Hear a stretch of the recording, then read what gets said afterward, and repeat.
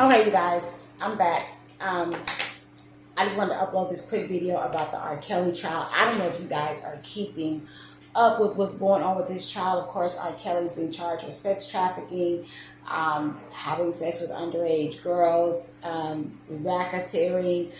Like, he's got some serious federal charges, right? So he's like in deep doo-doo right now.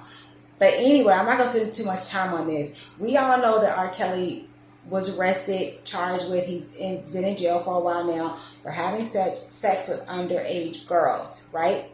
Moving them across state lines and all that. What I was not aware of was a lot of this other testimony. A lot of this other testimony is just mind-blowing that I had never heard before, right? So I'm going to just clue you guys in on what's been going on with his trial. His trial started August the 18th, which is a Wednesday, right? So let's start with his former assistant and tour manager. His name was Demetrius Smith. He did not want to testify. Like, he didn't want to have nothing to do with it because he didn't want to implicate himself, right? But he was subpoenaed by the court, so he didn't have a choice but to testify.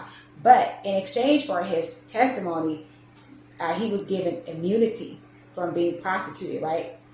So he went ahead and he took the stand, and he said that he helped facilitate R. Kelly getting the fake ID so he could marry Aaliyah. He said he literally just went into like a Department of Social Services, wherever he said he went. Not Department of Social Services, because that would be like welfare, but I guess the DMV or wherever. And he paid this lady $500, and she did the fake ID for Aaliyah. According to Demetrius, R. Kelly wanted to marry Aaliyah because allegedly Aaliyah was pregnant and R. Kelly did not want her to have a baby. So he felt like, R. Kelly felt as like if Aaliyah was married to him, then he would have full legal consent to have her get an abortion, and then, you know, the ID would say that she was 18 instead of 15, which was how old she was at the time. But of course, we know her parents found out, and they had that marriage annulled, debunked. You know, they did away with it.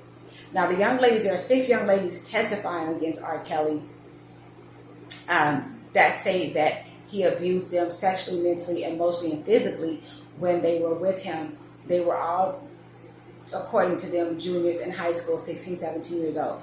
2 of the young ladies said that they told R. Kelly they were 18 and 19 initially. They didn't tell him that they were under the age of 18.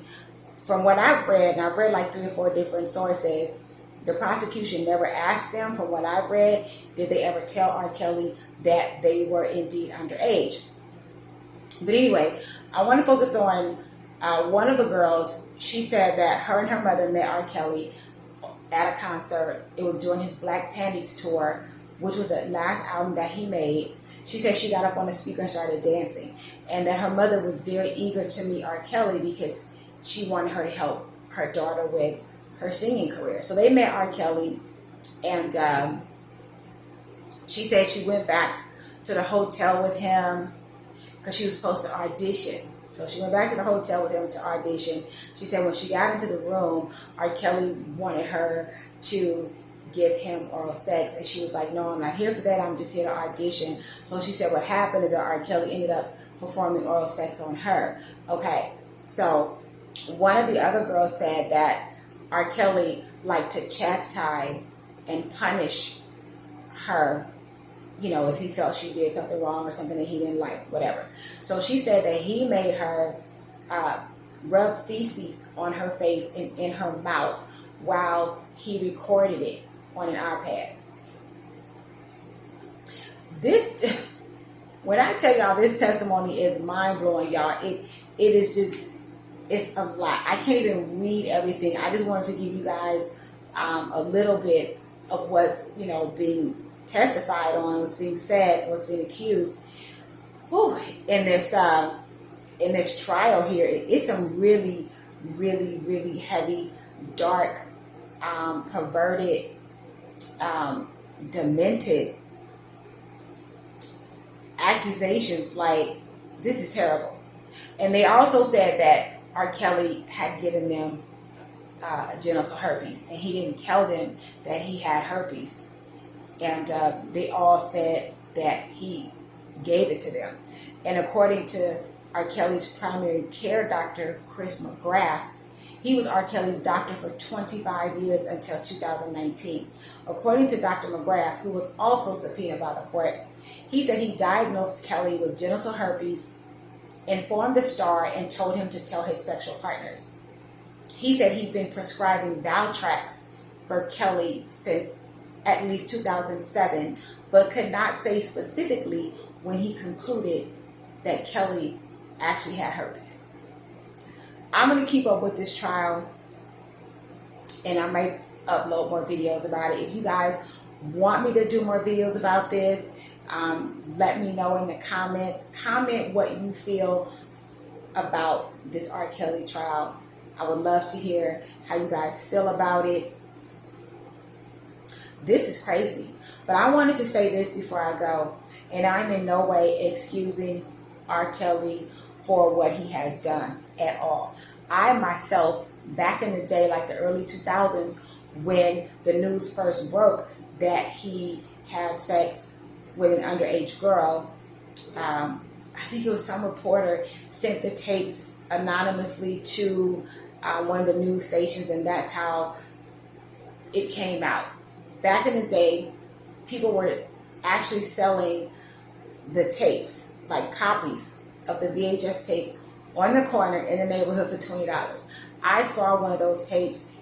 The young girl in the tape that I saw, I don't know which one of the young ladies she is. I don't even think she is in this trial at all. But the girl was young. I don't know how old she was because she never said her age, but she did look very young. She was calling him daddy. I don't remember from the tape him urinating on her, but I remember him having her stand over like this blue tarp and opening her legs and urinating while he recorded it. And I remember seeing them having sex, kind of like near a bathtub or something. R. Kelly was sitting down and the girl was on top of him, balancing herself on the flats of her feet, and she was riding him. So it is true, because I saw the tape for myself, and there is no mistaking on that tape that was R. Kelly. That was definitely R. Kelly on the tape that I saw. So yes, I'm here to say that I believe these young ladies, because I have seen the tape for myself. However, I want to know what parents allowed their 16, 17-year-old daughters to get on planes and take flights, across the country with a grown man. I understand that he's R. Kelly. He's famous at the time, at the height of his career. Your daughters have singing voices. They want to be singers. You want their dreams to come true. So you just literally let your 16, 17-year-old daughters hop on airplanes. I mean, these girls, according to their testimony, they were flying from California, New York, Chicago, Atlanta, Florida. They were living in his condo in Trump Towers. They were living in his house in Atlanta with a whole bunch of other women, and all these girls were under 18. So I think the parents, every adult that knew what was going on, they're complicit to what R. Kelly was doing. They enabled him because they didn't want to say no. They liked the fame and being around R. Kelly, especially at the height of his career. They probably liked the money as well. But I think all the adults, every adult, assistants, secretaries, tour managers, parents, everybody needs to be brought up on charges, because they all failed these young girls. They failed their daughters. They failed these young girls, and they left them vulnerable and open to be preyed upon. Oh, before I go, one of the young ladies, I don't know if I said this already, but one of the young ladies said that when they went to the concert, her and her mother went to R. Kelly's concert, and she was standing up on the speaker. She got up on the speaker to dance, so that's how R. Kelly noticed her. She said her mother was so eager to meet R. Kelly, and they met her. She said her mother would text R. Kelly pretending to be her. That's how eager she was for her daughter to be mentored by R.Kelly. And it's nothing wrong with that, but she should also make sure that her daughter was safe and that she was not being preyed upon and taken advantage of. Anyway, y'all, like I said, this trial is crazy as hell.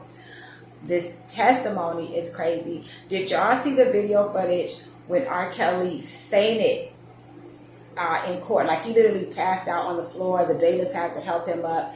That's when Azriel and her family, Azriel is one of the girls, had came into the courtroom, and she was saying that she was going to testify. I guess when he saw that, like, he just probably knew, like, it's over for him. Again, it's very, very sad what's going on with R. Kelly. You know, as gifted, as musically gifted as he is, he has a dark side that he wasn't able to control and didn't want to control, and thought because he had money and fame, and along with that comes a lot of power, and he wielded his power in the wrong way, and it definitely cemented his fall from grace, right? So I'll try to keep up with this story. Again, if you guys want me to keep up with it, follow along with it, let me know in the comments. Like this video, subscribe to my channel if you haven't already. I appreciate it, and I'm about to go. Okay, see y'all, bye.